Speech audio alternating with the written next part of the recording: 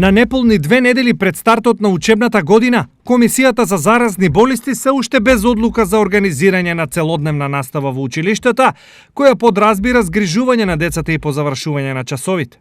Потребни се точни податоци од Министерството за образование и наука, колку деца во еден клас би користеле дневен престој, за да може да се изготват соодветни протоколи. Информираат од Комисијата за заразни болести. Ваквата состојба ги мобилизираше самохраните родители на деца до 10 години, кои од задутре треба да тргнат на работа, а немаат на кого да ги остават децата. Се понатака што ќе следи и нема да биде реализирање на потребата на родителите, ќе мораме да најавиме дека ќе се обединиме заедно со сите родители кои немаат можности каде да бидат загрижени нивните деца и ќе мораме да предземеме подрадикални мерки.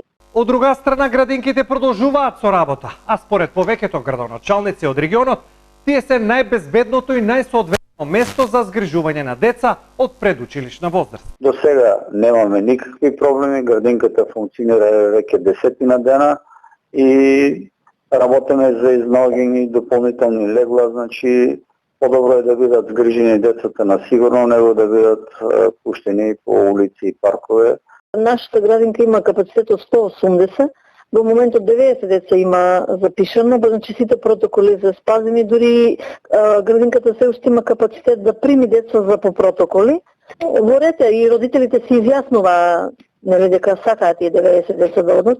Досегашната работа покажа дека и штипските градинки се соодветно организирани за безбеден престој на децата. Примерењето на температурата на ниедно дете за овие денови не е констатирано дека е донесено во градинка со зголемена температура. До сега немаме никакви проблеми, значи се одвива во најдобар ред. Состојбата секојдневно се следи во сите градинки во државата и од страна на ресорното министерство.